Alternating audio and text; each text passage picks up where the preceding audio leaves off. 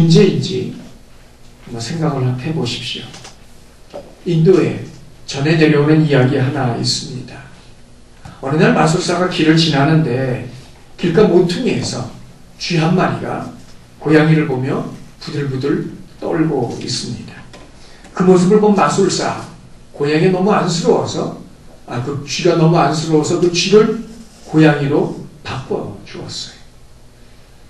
자, 그런데 고양이가 되고서도 여전히 부들거리며 떨고 있더라는 거죠. 이유인즉 개가 무서워서 그랬습니다.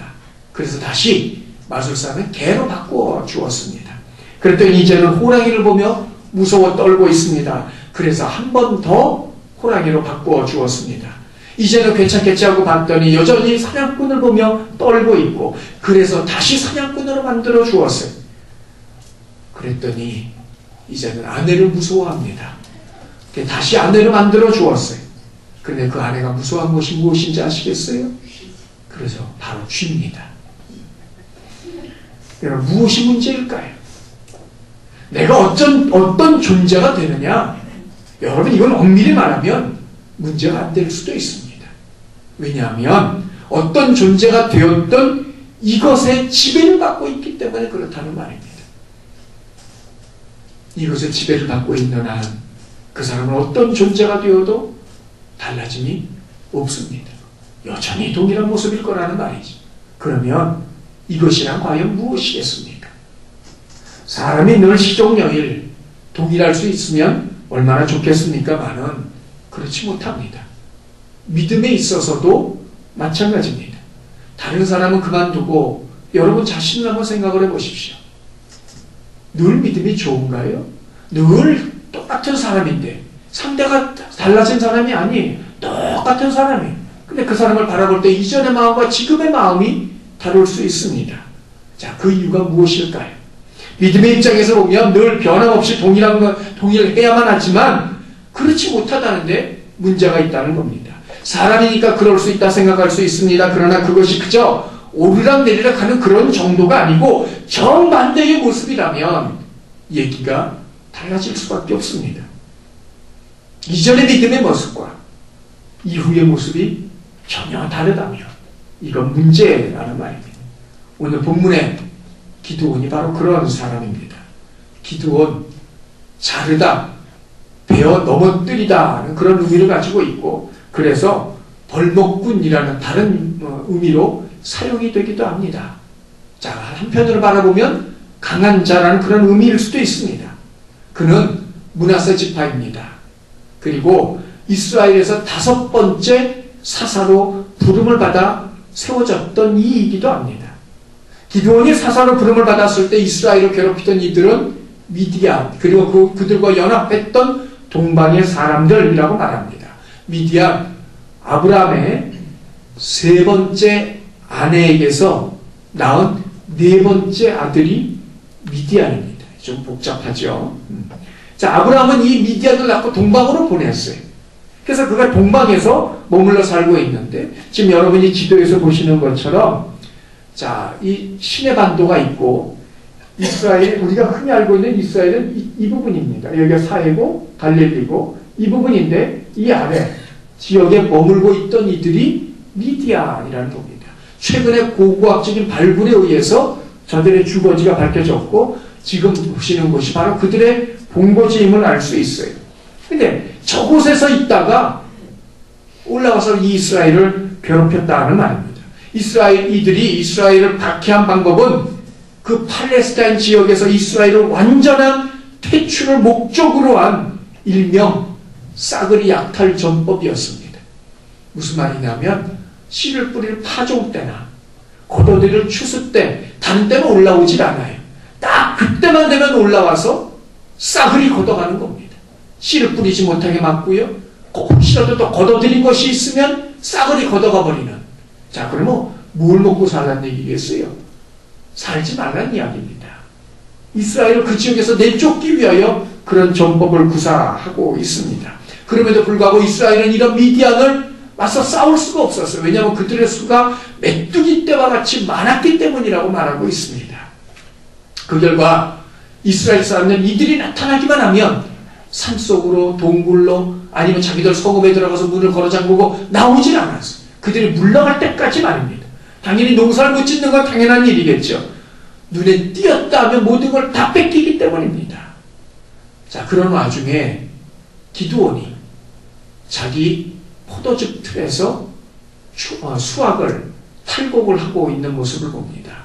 지금 여러분이 개인의 팔레스타인의 개인 포도즙 틀을 보고 있는데 사실 저럴 수도 있고 조금 더 넓을 수도 있습니다. 그런데 어쨌든 저곳에서 그가 탈곡, 수확을 하고 있다는 말입니다. 자, 미디안 사람들 눈을 속이기 위함일 수도 있고요. 아니면 수확량이 너무 형편없이 적었기 때문일 수도 있습니다.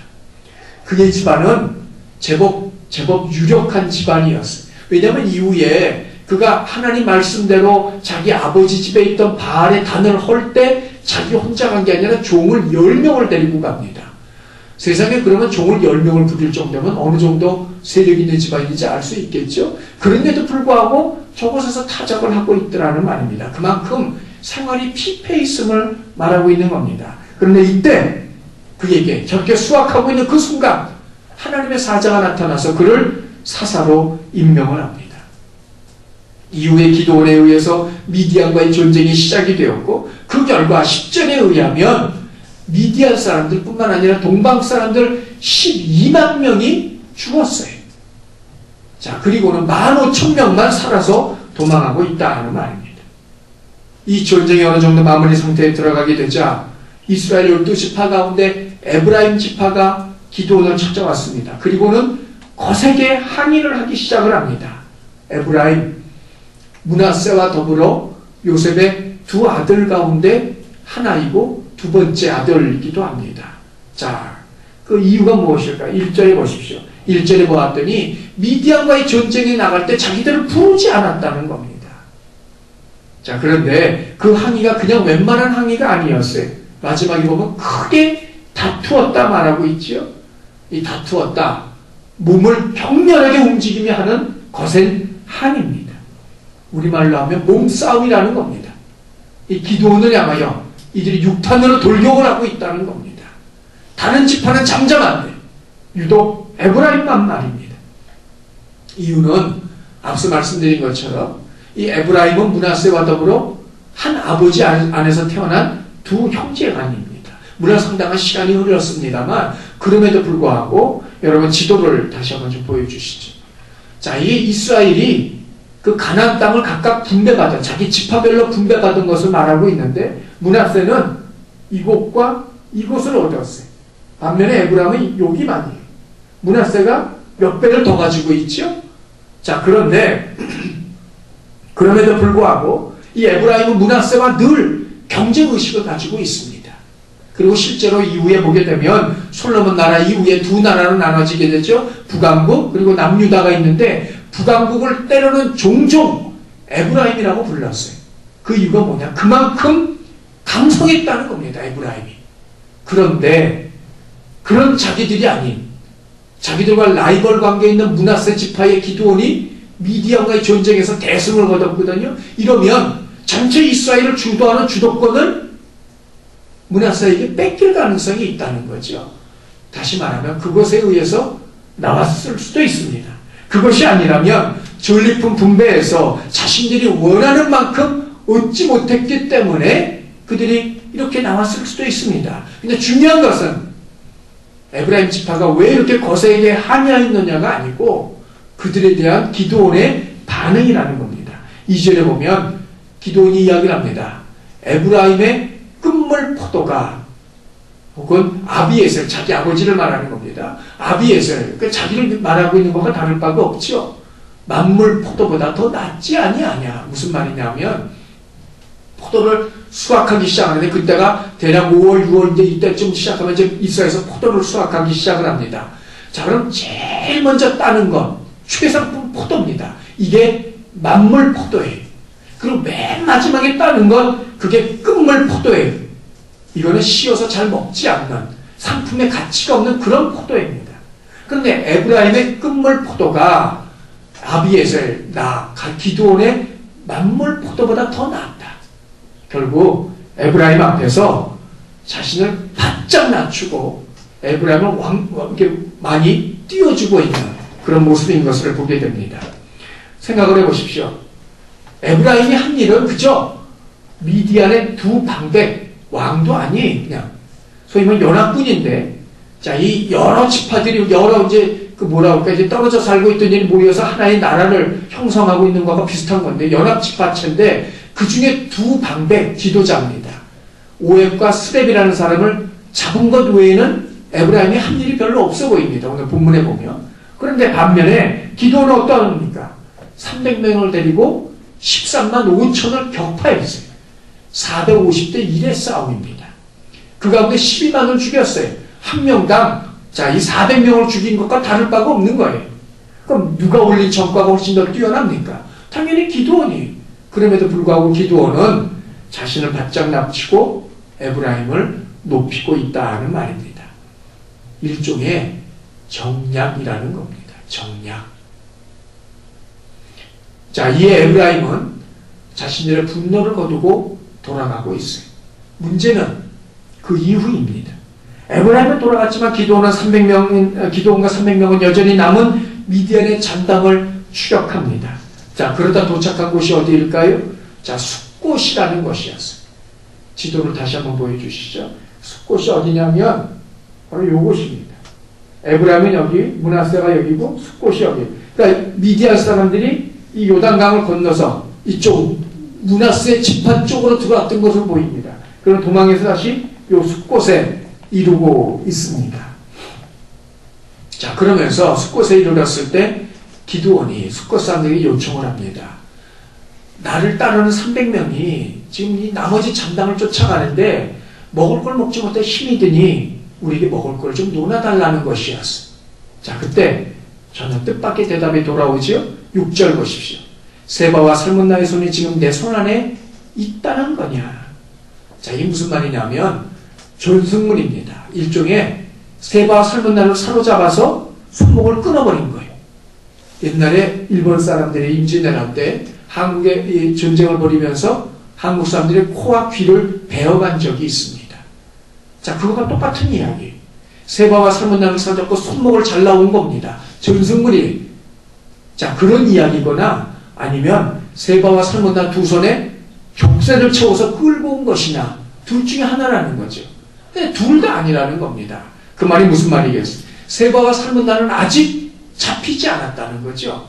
지금은 비록 그들이 너에게 패해서 쫓겨가고 있지만 언젠가 그들이 살아있다면 다시 군사를 일으켜고 보복하러 올 때 우리가 너를 도와준 거라면 그들이 우리를 내버려 두겠느냐, 그 이야기라는 겁니다. 그러니까 보복이 두려워서 먹을 걸 줄 수 없다는 거죠. 이 대답을 들은 기드온, 좋다, 그러면 내가 그들을 사로잡아 올 때 들가시와 찔레로 너희 손을 찢을 것이다. 들가시, 자, 이런 풀 같은 것에 나 있는 가시를 말하는 것이고, 찔레, 나무로서의 가시입니다. 그러니까 풀이든 나무든 가시를 갖고 있는 건 모조리 걷어다가 너희들은 그걸로 마구 후려치겠다 하는 그 이야기를 한 겁니다. 그런데 이건 숫곳만이 아니었어요. 옆에 있는 분우엘이 어딘지 정확히 알 수 없습니다만 그들도 숫곳 사람들과 동일한 대답을 했고, 그래서 그들을 향하여, 분우엘을 향하여 기드온이 말을 합니다. 그러면 내가 그들을 잡아올 때 이 분우엘의 망대를 헐어버릴 것이다. 우리가 주목할 부분이 바로 이것입니다. 에브라임과 숫곳과 분우엘에 대한 기드온의 반응이 다르다라는 거예요. 에브라임에 대해서 자신을 바짝 낮추고 있습니다. 반면에 숫곳과 분우엘에 대해서는 폭군의 모습으로 나타나고 있습니다. 자, 숫곳과 분우엘이 적과 내통한 것도 아니고 적을 도와준 것도 아닙니다. 단지 자신들의 미래의 안전을 염려하기 때문에 먹을 걸 주지 않은 그것뿐이에요. 자, 그것 때문에 화가 날지언정 폭군의 모습입니다.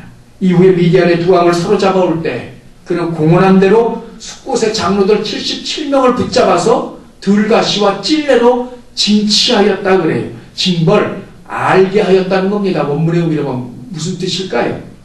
그 고통이 어느 것이 어떤 정도인지를 실제 경험하게 해줬다는 겁니다. 마구 해쳤다는 거죠. 그러니까 살점이 온전한 살점이 없을 정도로 그들의 온몸을 그런 것들로 해쳤던 것을 보게 됩니다. 자, 그 이유가 뭘까요? 이것만이 아닙니다. 여러분 11절, 12절 한번 보십시오. 살아 돌아간 1만 5천이 기어이 쫓아갔어요. 그리고 적진을 쳐서 드디어 세바와 살문나를 생포하고 나머지를 격파하니라 그랬지만 원문의 의미로 보면 이게 전멸입니다. 다 죽였다는 겁니다. 자, 그리고는 그 둘을 끌고 옵니다. 여러분 이거 이상하지 않아요? 다 죽였는데 둘만 데리고 와요. 누구를요? 세바와 살문나를 말입니다. 자, 그들만 생포해서 끌고 온 이유가 뭘까요? 숙곡과 분노의 사람들에게 봐라 여기 있다 이러고 보이기 위해서 데려온 것이 아니라는 말입니다. 19절 보시기 바랍니다. 자, 18절 19절에 보면 18절 자, 기드온이 세바와 살문나에게 묻습니다. 너희가 다볼산에서 죽인 사람들이 어떠하냐? 라고 물었고 그러자 그들이 대답을 합니다. 너와 같이 왕자의 모습이었더라. 자, 그 결과 이 기드온이 이런 뜬금없는 질문하는 이유가 뭐냐? 19절의 정답에 나와 있습니다. 다볼산에서 세바와 살문나가 죽인 이들이 어떤 이들이? 자기의 형제들이에요. 친형제가. 결국은 뭘 얘기하겠습니까? 기드온이 하는 말을 보십시오. 만일 너희가 그들을 살렸더라면 나도 너희를 살렸을 것이다. 그 얘기 무슨 얘기겠어요? 너희가 죽였으니 나도 너희를 죽이겠다는 겁니다. 무슨 의미입니까? 그들을 끝까지 쫓아가서 기어이 사로잡은 이유가 뭐겠어요? 하나입니다. 자기 개인의 원한을 풀기 위해서, 복수하기 위해서, 복수열전입니다. 보복하기 위해서 그들을 끌고 가고 그들을 끝까지 추격했고 다 죽일지라도 두 사람만 사로잡았어요. 자기가 죽이기 위해서 말입니다. 성도 여러분, 기드온이 어떤 사람입니까? 하나님에 의해서 사사로 발탁이 되어진 사람입니다. 그리고 그날 밤 하나님께서 기드온에게 너희 아비 집에 있는 바알의 단을 헐고 거기 있는 아세라상을 찍어서 도끼로 찍어가지고 그 장작을 삼아서 제단을 쌓고 제물을 드리라, 하나님께 제물을 드리라 말씀을 하셨어요. 여러분 이게 우리가 들을 때는 별일 아닌 것처럼 들리지만 이거 자칫 잘못하면 죽을 수도 있는 일입니다. 그런데 기드온이 그 일을 해냈어요. 바알의 단을 전부 다 헐어버렸어요. 아세라상을 찍고 그걸 장작으로 삼아서 제단을 다시 쌓고 하나님의 번제를 드렸어요. 목숨을 건 행동과 다를 바가 없다는 말입니다. 아무도 하지 않는 그 일을, 그것도 자기 집에 있는 그 제단을 말입니다. 하나님 말씀대로 행했던 사람이 뿐만이 아닙니다. 그가 이스라엘 백성들을 모았어요. 미디안과 전쟁을 하기 위함입니다. 그런데 하나님께서 그들을 가운데 일부를 돌려보내라고 그러셔요. 근데 일부가 아니죠. 오히려 남은 사람은 300명밖에 남지는 않았어요. 이게 얼마나 기가 막힌 이야기겠습니까? 10,000명이 오고 15,000명이 오고 30,000명이 와도 부족한 판에 아니 300명만 잡고 돌려보내다니, 그리고 그들과 전쟁을 하라니. 그럼에도 불구하고 기드온은 하나님 그 말씀을 그대로 따르고 있다는 말입니다. 한마디로 믿음의 사람이었습니다. 그런데 오늘 본문은 어떻게 마치고 있습니까? 전혀 믿음의 모습이 아니라는 겁니다. 19절 다시 보십시오. 내가 그들을 살렸더라면 나도 너희를 살렸을 것이다. 자, 이게 무슨 말이겠어요? 이들은 이방인입니다. 더군다나 7년 동안 이스라엘을 괴롭힌 사람들이에요. 그런데 반면에 숙곡과 분노의 사람들은 어떤 사람이에요? 자기와 동족인 이스라엘이 그럼에도 불구하고 보복하고 심지어 분노의 사람들에게 하지 않았던 말, 그냥 분노를 향해 망대를 헐리라고 그랬는데 그것이 아니고 돌아와서 오히려 그들을 다 죽였어요. 다. 17절에 보면 나중에 성읍 사람들을 미디안 치듯이 다 죽이니라고 그러는데 이 죽였다는 말이 원문의 의미로 보면 학살이란 뜻입니다. 무자비하게 남김없이 다 죽였다는 말입니다. 에브라임에 대해서 그토록 관대했던 기드온이 이방인인 세바와 살문나, 자기를 그렇게 이스라엘을 괴롭혔던, 그것도 7년간 괴롭혔던 그들을 내 형제를 죽이지 않았다면 내가 너희를 살렸을 것이라는 그런 말을 하고 있는, 그럼에도 불구하고 숙곡과 분노의 사람들에게 이렇게 처절하게 징벌을 가하고 있는 그 이유. 기드온은 비록 하나님의 은혜를 입은 사람이지만 그의 본질은 바뀌어지지 않았던 사람이라는 말입니다. 그럼 그의 본질이 무엇입니까? 다 같이 합니다. 자기 자신만을 생각하는 사람. 자기 자신만을 생각하는 게 기드온의 본질이었어요. 이것은 처음부터 그러하였습니다. 여러분, 기드온이 하나님 앞에 3번 표징을 구하였어요. 아시죠? 첫 번째, 하나님께서 나타나셨을 때, 자신을 사사로 부르셨을 때, 여기만 잠깐 계시소서, 내가 가서 먹을 걸 가져오겠나이다. 자, 그러자 먹을 걸 가져오면 어찌하겠습니까? 지팡이를 내고 반석에서 불이 나와서 그 모든 걸 다 태워버리고, 그 태우는 불꽃을 쫓아 하나님의 사자가 하늘로 사라져버렸어요. 그제서야 비로소 하나님인 걸 알았어요. 그리고 뭐라고 이야기를 합니까? 내가 하나님을 만나보고도 죽지 않았다. 그래서 그곳 이름을 뭐라고 불렀어요? 여호와 샬롬이라고 이름을 붙이고 있습니다. 첫 번째 표징이, 당신이 하나님의 사람인 걸 내가 어찌 알겠습니까? 첫 번째 표징. 두 번째는, 정말 자신을 통하여 기드온 이스라엘을 구원하실 것을 내가 어찌 알겠습니까? 내가 양털을 가지고 시험하겠나이다. 그 양털 조그만 걸 가지고 나가서 밖에다 두고 밤새도록 두었지만, 첫 번째가 뭡니까? 양털만 적게 하고 주변 땅은 마르게 하옵소서. 하나님께 들어주셨어요. 그럼에도 불구하고 그 다음날 또다시 나아갑니다. 이번에는 양털만 마르고 주변은 적게 하옵소서. 똑같이 해주셨어요. 표징을 또 두 가지나 또 구했어요. 그뿐만이 아닙니다. 마지막, 정말 미디안은 내 손에 넘겨주시려거든 머뭇거리자 하나님께서 미디안에게 말씀하십니다. 밤에 적진에 내 부하 불화를 데리고 내려가라. 내려갔더니 미디안 사람 보초를 쓰면서 자기들 두 사람이 이야기를 합니다. 꿈 내용이 뭡니까? 보리떡 하나가 굴러오더니 천막 하나를 쳐서 뒤집어 엎드라는 겁니다. 대답을 합니다. 해석을 해줘야 한 친구가, 그건 기드온이다. 그제서야 확신을 하고 돌아가서 전쟁을 시작한다는 말입니다. 근데 여러분, 가만히 생각을 해보십시오. 기드온이 구한 이 3가지 표징, 누구를 위한 겁니까? 자기 자신을 위한 겁니다. 확신이 없어요. 첫 번째, 하나님께서 표징을 주셨어요. 그래도 확신이 없어요. 그것도 두 번째는 2개로 또 나눠서 또 표징을 구하고, 마지막에 또 구하고, 다 자기를 위함이더라 하는 말입니다. 이뿐만이 아닙니다. 7장 18절을 보십시오.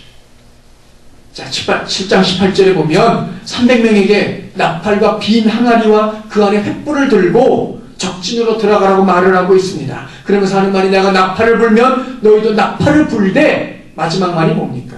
여호와를 위하라, 기드온을 위하라고 외치라는 겁니다. 원문의 의미를 보면 여호와 만세, 기드온 만세, 이렇게 외치라는 것이었어요. 당시 가나안 풍습의 가운데 전쟁에서의 이 구호입니다.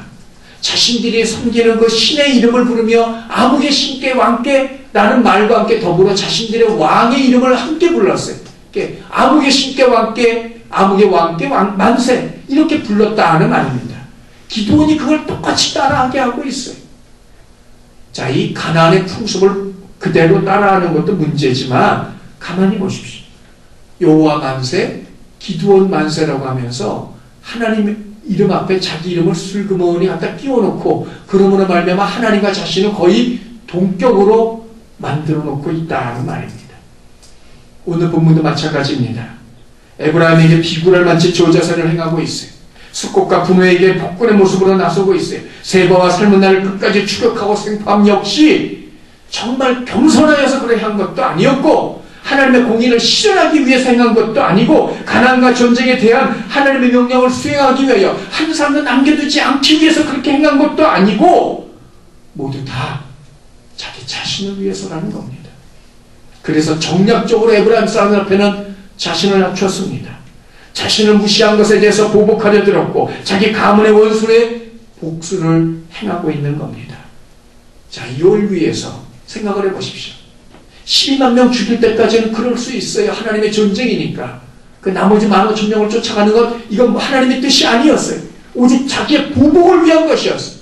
그러면 자기 개인의 복수를 위해서 나머지 300명들의 목숨은 생각하지 않고 있다는 겁니다. 전혀 도외시한테 한 채 죽거나 말거나 내버려두고 오직 자신의 목적을 이루기 위해서 그 두 사람 잡아 죽이는 그 목적을 이루기 위해서 말입니다. 이것만이 아닙니다. 오늘 본문 이후를 보십시오. 미디안과의 전쟁에서 대승을 거두고 그 돌아오는 기드온을 향하여 백성들이 기드온에게 자신들의 왕이 되어달라고 요청을 합니다.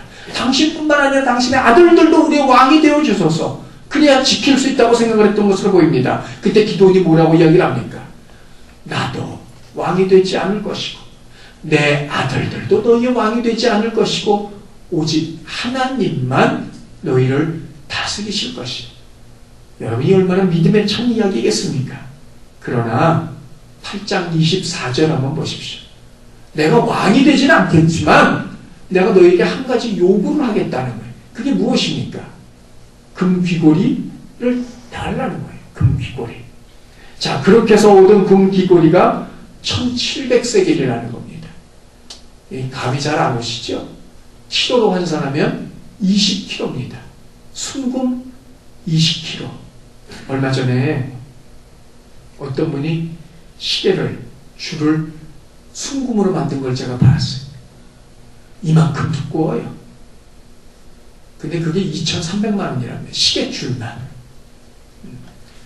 시계는 고사하고 그런 줄 하나 가져갔으면 좋겠어요. 자, 여러분 근데 이게 생각을 해보십시오. 순금이 20kg면 이게 어느 정도인지. 우리나라 돈으로 지금 돈으로 환산하면 이게 9억 정도가 됩니다. 9억 4천이 됩니다. 지금이야 9억 4천 별거 아니죠? 여러분 이 시대의 9억 4천을 생각을 해보세요. 이거는 천문학적인, 그 당시에는 이게 표현도 안 되는 이 단위입니다. 그런데 그걸 그만큼 걷어들였다는 거예요. 귀걸이를. 자, 그러면 그걸 뭘 만들었겠습니까? 27절 보십시오. 기드온이 그 금으로 에봇 하나를 만들었다는 겁니다. 에봇. 사진 다음 거 보여주시죠. 지금 여러분이 보실 때 파란 게 대제사장의 옷입니다. 근데 그 위에 빨간색으로 이렇게 걸쳐 입은 조끼 같은 거 보이죠? 긴 치마 같이. 그게 에봇이에요. 근데 이 에봇이 어디 쓰이느냐? 하나님의 뜻을 물을 때 사용하는 게 에봇입니다. 근데 그걸 온통 순금으로 만들었다는 말입니다. 그리고 그걸 어디다 두었어요? 자기 집 오브라에 갖다 두었다는 겁니다. 자, 여러분, 자기 집에서 처음 부름을 받았을 때 기드온이 어떤 일을 행했습니까? 아버지 집에 있던, 자기 집에 있던 바알 제단을 허물었어요. 아세라함을 찍었어요. 그리고는 거기다가 저 에봇을 하나 갖다 놨어요. 자, 또 하나의 우상 숭배가 시작이 되고 있는 겁니다. 27절 하반절을 보십시오. 온 이스라엘이 그것을 음란하게 위함으로 영적 간음을 벌이게 만들었다는 겁니다. 그럼 기드온이 왜 이 에봇을 만들었을까요? 그 당시 뿐만 아닙니다. 우리나라도 마찬가지고 고대에 왕들은 늘 신하들에게 공문을 요청을 했습니다. 걷어들였단 말입니다. 세금식으로 걷어들인 거지요. 자, 그리고는 왕권을 상징하기 위해서 성을 쌓을 수도 있고 어떤 조각물을 만들 수도 있는데 기드온은 그걸 에봇으로 만들었다는 겁니다. 기드온은 금귀고리, 자, 이 우상숭배에 쓰이는 점칠 때 쓰는 겁니다. 그거와 기타 폐물을 그리고 보물들을 요구하였고 에봇을 만들어 자기 집에 가져다 주었어요. 자기는 왕이 아니라고 이야기하였지만 왕처럼 행사했다는 이야기입니다. 말로는 왕권을 사용했지만 내면적으로 그는 자신이 왕임을 과시하고 있는 겁니다. 자, 또 다른 증거 하나가 있습니다. 이후에 그는 세겜에 가서 첩을 통하여 아들을 하나 낳습니다. 물론 이 아들 때문에 그의 가족이 완전히 끝장이 나버리고 맙니다만, 그리고 이름을 아비멜렉이라고 짓습니다. 아비멜렉, 나의 아버지는 왕이다 라는 뜻입니다. 자, 그러면 이 아비멜렉의 아버지가 누구예요? 기드온이.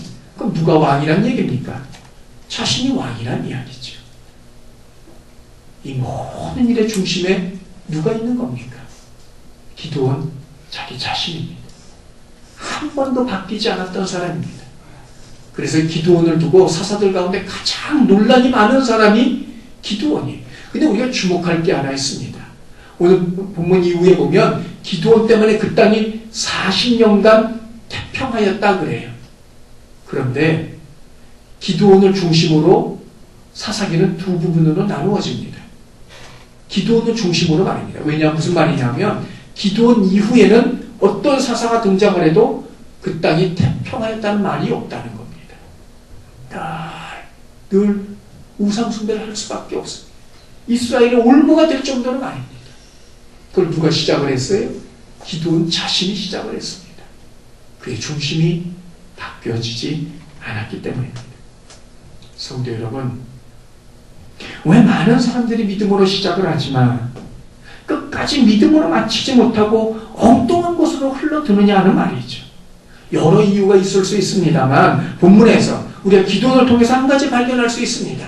그건 자기 자신입니다. 자기 자신이 중심이 되기 때문에 그렇습니다. 자기 자신이 목적이 되고 자기 자신이 전부가 되고 있습니다. 심지어는 믿음도, 그리고 때로는 기도도, 더 나아가서 하나님까지도 자기를 위한 도구로 전락시켜버릴 때가 한두 번이 아닙니다. 자, 이런 사람들을 향하여 바울이 갈라디아 교인들에게 주는 경고 가운데 우리가 마음 깊이 새겨야 될 경고가 하나 있습니다. 갈라디아서 3장 3절입니다. 다 함께 읽습니다. 시작. 너희가 이같이 어리석으냐 성령으로 시작하였다가 이제는 육체로 마치겠느냐.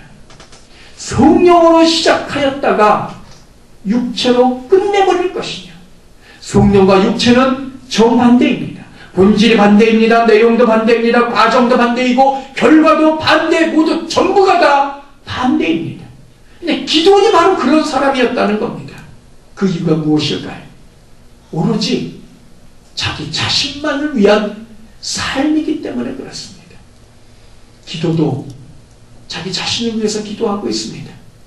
바라는 것도 모양은 이 하나님이 이거 들어주시면 하나님께 영광입니다라고 이야기를 하지만 실상은 자기 이득을 위한 겁니다. 행함도 사람들에게 인정을 받고 사람들이 무언가 행함으로 말미암아 사람들이 자신을 존경해주고, 자, 그걸 기대하는 마음으로 행하고 있더라는 겁니다. 이런 것들에 대한, 이런 마음들에 대한, 이런 행함에 대한 바울의 또 하나의 경고가 있습니다. 교훈이 있습니다. 로마서 7장 7절입니다. 자, 그런즉 우리가 무슨 말을 하리요? 율법이 죄냐? 이 7장 7절 맞아요? 우리 중에 누구든 자기를 위하여 사는 이 없고 자기를 위하여 죽는 이가 없다는 겁니다. 자기를 위하여 사는 이 없고 자기를 위하여 죽는 이 없다. 자신은 전혀 없다는 겁니다. 목표도 과정도 내용도 모두 다. 그럼 어떻게 살아야 될 것을 말하고 있습니까? 그 다음 구절에 보면 바울이 말하고 있습니다. 그러므로 우리는 살아도 주를 위하여 살고 죽어도 주를 위하여 죽나니 우리가 사나 죽으나 다 하나님의 것이로다. 하나님의 것이기 때문에 나를 위해서 사는 존재가 아니라는 겁니다. 성도 여러분, 때로는 분노할 수 있습니다. 그러나 그 분노가 누구를 위한 것인지 우리는 생각해야만 합니다. 때로는 헌신하고 때로는 충성하고 때로는 수고하고 때로는 봉사할 수도 있습니다. 그러나 그것들이 과연 누구를 위한 것인지 우리는 분별할 필요가 있습니다. 때로는 우리는 권면을 하기도 합니다. 다른 말을 하기도 합니다. 때로는 행동을 취하기도 합니다. 그러나 그 말과 행동이 누구를 위한 것인지 우리는 먼저 확인해야만 합니다. 내가 중심이고 전부 다 나를 위해서 일하기 때문에, 그래서 내가 행할 때 안 도와주면 서운합니다. 누군가가 협조하지 않으면 섭섭합니다. 내 마음대로 안 되면 분노하기까지 합니다. 제가 학교 다닐 때, 다민학교 다닐 때 기생반이라고, 기독학생반이라는 서클이 있었어. 근데 그 서클의 회장을 맡았던 이가 어느 날 서클 모임을 이제 소위 말하면 번개팅을 한 겁니다. 어느 날 모여라. 종로 2가에서 모이기로 했는데 나온 사람이 몇 사람 되지 않아요. 근데 한 구석에 가서 울고 있어요. 제가 가서 물었죠. 왜 그러냐 그랬더니 자기가 소집을 했는데 요거밖에 안 왔다는 거예요. 그게 속상한 겁니다. 그래서 모인 사람들은 화는 못 내고 그 화를 사귀다가 안 되니까 울음이 터진 거예요. 울고 있어요. 그 누구를 위한 거냐 말이죠. 자기를 위한 것 아닙니까? 우리가 행하는 일들 가운데 이런 일들이 얼마나 많이 있습니까? 성도 여러분, 성령으로 시작했다가 육체로 맞춰서는 안 되겠습니다. 성령으로 시작을 했으면 끝까지 성령으로 마칩시다. 하나님의 영광을 위한 것, 그것이 정답입니다. 무엇을 하든 하나님을 위하여, 어떤 것을 하든 교회를 위하여, 어떤 일을 행하든 교회와 하나님의 나라와 성도를 위하여 그렇게 행하십시다. 그 가운데 나를 슬그머니 끼워넣지 마십시다. 오직 하나님의 영광만을 위하여 그렇게 행하십시다. 찬송가 가사대로 세상과 나는 간 곳이 없고 오직 구속한 주만 보이도다. 그것이 저와 여러분의 고백이어야 하고 믿음이어야 하고 우리가 교회에서 하는 모든 일들의 전부여야 할 줄 압니다. 그렇게 행할 때 하나님께서 영광을 받으실 줄 압니다. 그 일을 행함으로 우리는 끝까지 지치지 않고 나아갈 수 있을 줄 압니다. 사랑하는 성도 여러분, 성령으로 시작하였다가 성령으로 마칠 수 있는 바라건대 평생 그렇게 살아가심으로, 그래서 정말 성령으로 저와 여러분의 인생을 마감할 수 있는 그런 저와 여러분 다 되시기를 주님의 이름으로 축원합니다.